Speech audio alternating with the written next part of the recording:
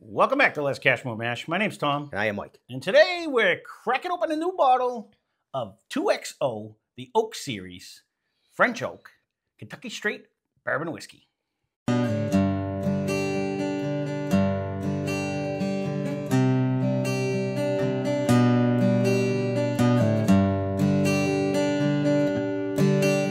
So we've done a few of these in the past. I forget which one. I think it was I forget if we did the first one in the series. I don't even know what it was. Unless it was that Kaiwa blend. Remember there was one that we got from Steve at one point in time. I don't remember doing an French oak one though. Yeah, no, we didn't do this one for sure because this just came out. So let's get through the particulars of it. So this one comes in at 92 proof. We got it for $43.99. And again, this came out August of 2024.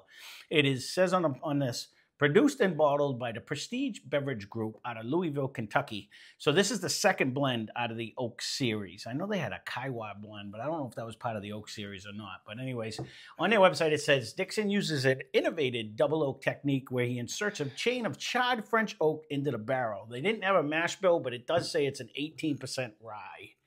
So we will see what this tastes like. Now, full disclosure, if you're new here, I have not been a fan of a lot of the stuff that is, you know, again, I want to love the Kentucky Owl. I get a weird flavor out of them. And all the ones of the 2XO that I've done, I also get a weird flavor out of them. So I'm hoping that that is not the case this time. This has a tape too here. I have to get rid of that. Like, all right. So let's see. Let's see what happens. I'm going in with a positive attitude. The nose isn't too bad. No, well, I'm thinking in my head, it's not going to have the proof, but I mean, I love all the stuff so far that we've done. The French oak, we just did a Blue Note one that had the French oak, and that one was really good. Penelope, I love. Makers, I love. You know what I mean? And well, we didn't do the French oak with the Lucky 7 yet. So I'm assuming, what the heck was that? I'm assuming they, I had like a hair on my glass or something that tickled my nose when I went to go. So many troubles. Yeah, it's not easy.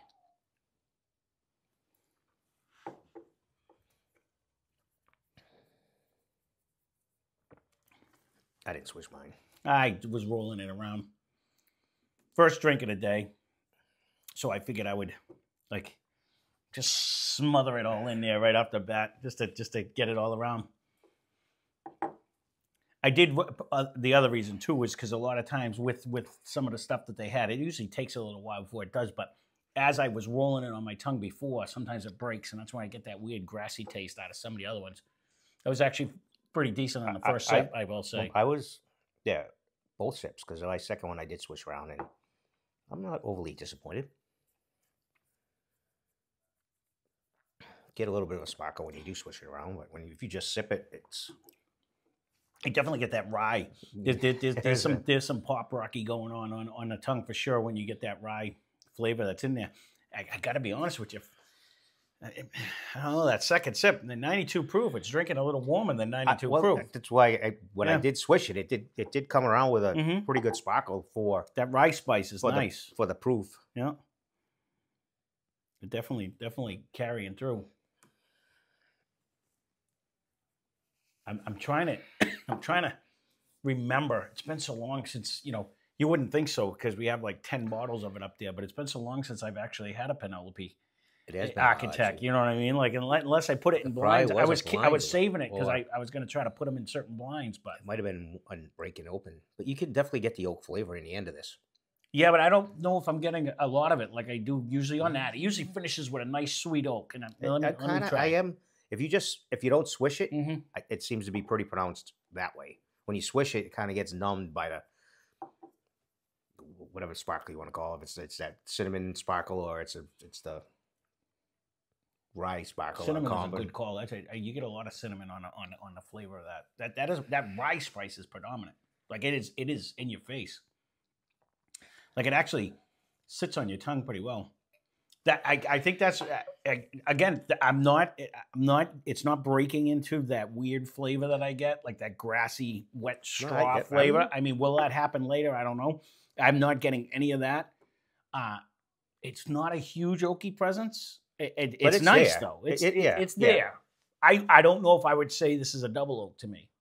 Like if we were guessing this, if we were blind, it doesn't have an like when you do like a Maker's, it's got that dark, rich, thick ending. You know what I mean? Or if you do like the Architect, I can usually like, as soon as I sip it, I can kind of guess it because it kind of sits me back in my chair like, oh, that's so nice. The oaky You don't presence. get it in the nose at all, really. No, that's what I'm saying. Like if I had a complaint, that's kind of where it is. Like I'm not getting because normally you can smell like that. I know it's almost like a fruitier nose and I'll see your fruit on this one this time.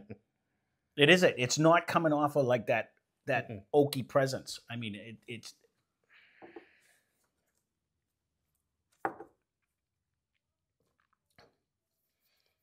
I do get a fair amount of oak in the finish, but there's really nothing huge before it either.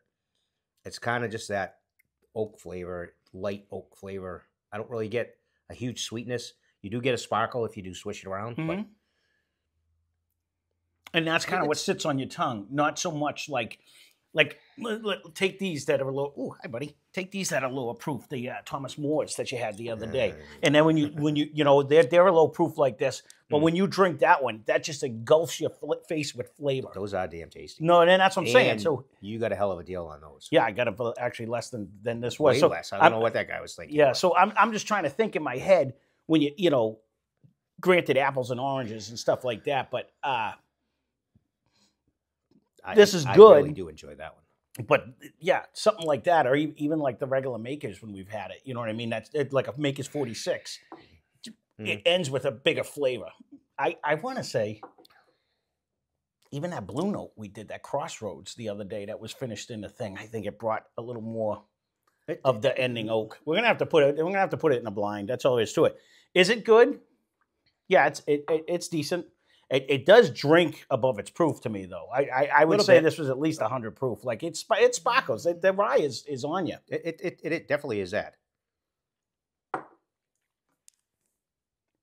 And I'm saying that in a positive way, not a negative way, because like normally, a lot of people don't want like a low proof whiskey. This drinks a little hotter than what it actually is. True. You know what I mean? So it doesn't drink soft at all. But it doesn't have an age statement. The bottle is shredding something. I don't know what that was shredding. Yeah, I gotta take that off. It could be my napkin too, because it like caught onto my napkin when I did it. Oh, that's probably So it could be shedding. It does look like that. Yeah. Color. No, it was like it was sharp because it's not it's like that. It's not really paper.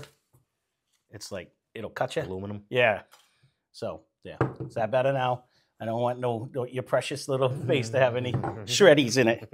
So let's see. Yeah, overall, what do you think for a grade? Then we can go right into that. I don't think this is not blowing my mind. No, I'm probably like a B minus, C plus, B minus. I'm not.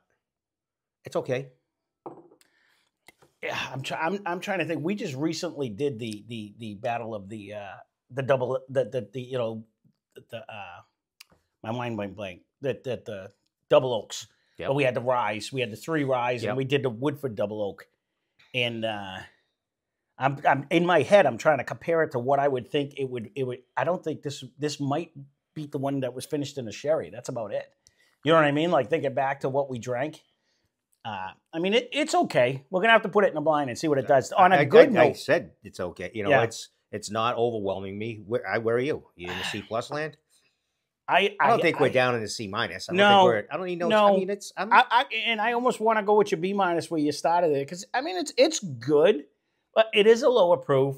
It is a decent amount of money. I don't get that heavy oaky presence. Though. I do get a light oak finish, but that's kind of all that's carrying. Being that it's a double oak, you should get way more than a light oak finish. You know what I mean? You should get that on a 4-year bourbon. You know what I'm saying? That's what it kind of just reminds me of. Just like I'm not getting that. Again, when we just drank that Blue Note Crossroads, I really liked. I was like, I really like that. I don't even know what we gave that for a score. Mm-hmm.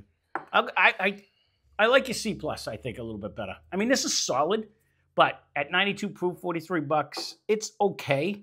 But I agree. I don't think it's hitting me in any special ways, No, I mean, This actually probably would be all right for the price. And if you had guests or something, it would probably be a little bit of a wow factor because not a lot of people have the 2XO and they know about it. It's $44. It's not going to crush them, so they're not going to, you're not going to have to get them a cab or Uber for a ride home or whatever. But it might open up. That's another thing too. I do like the rye spice that this has, and it does have good. a little bit of a numbing. All right, we'll go B minus. I like it. We'll stay with a B minus. It's in that range anyways. You know what I mean? It's you still passed. I'll be interested to see on whether this opens up, right, or and see if it actually, if it brings in a little bit more flavor, because maybe it will. Maybe it'll. The nose is starting to semi-caramelize a little bit out now. It was mostly light fruitiness in the beginning, but now it's starting to. And again, it's not going to overwhelm you, but you got to work to get it. But no, but it may. It might. Open up into something special. I don't know. That's why it's hard when you do these and you were judging it right off the first couple sips.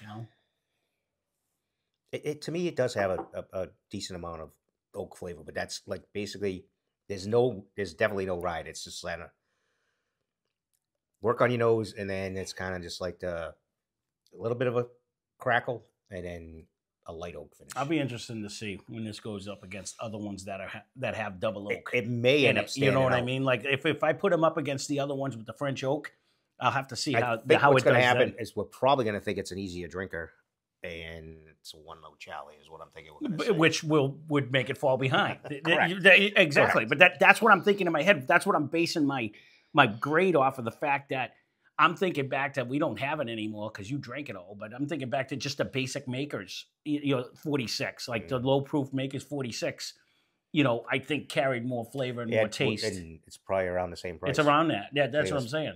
Might have been because we only have the cask strengths left. We don't have the regular one anymore, I don't believe.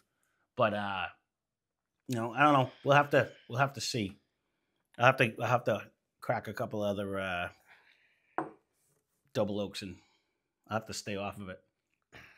That'll be the fun part. But there you go. Fun part. There is the 2XO Oak Series, the French Oak one, Kentucky Straight Bourbon Whiskey. Okay. Wanted to make sure it actually said Kentucky Straight Bourbon Whiskey. It was confusing the way it said, because it didn't actually say who produced it. It just said produced by these people. It didn't actually say. There's not really a big story in the back. No. It's really... So I'm sure someone out there knows exactly who it is, because there's a lot of Edmund Dixon fans, you know what I mean, that like it. And that's why I hate to say anything bad about it, because there is a lot of people that absolutely love him. But I will say a plus this time, I don't get that grassy taste yet. There's a lot of people that love Willet, so... No, again, it's not our taste profile. No, so to each his own. We keep trying it. Mm-hmm. We get this same thing with this. Like I was like, do I? But a lot of these are more expensive. There are a lot of them are upward of hundreds. I know. That's why when I seen the price, it really wasn't bad. But then I seen the proof. It's there, kind of average. That's why I said I'll take a chance on it again, because of the price itself. Because if it was up in the hundreds, I don't know if I could have pulled the trigger again, because I haven't really loved any of them. So, well, there you go. That's 2XO. Thanks for watching. Hope you enjoyed the video. Spend less, drink more. Cheers.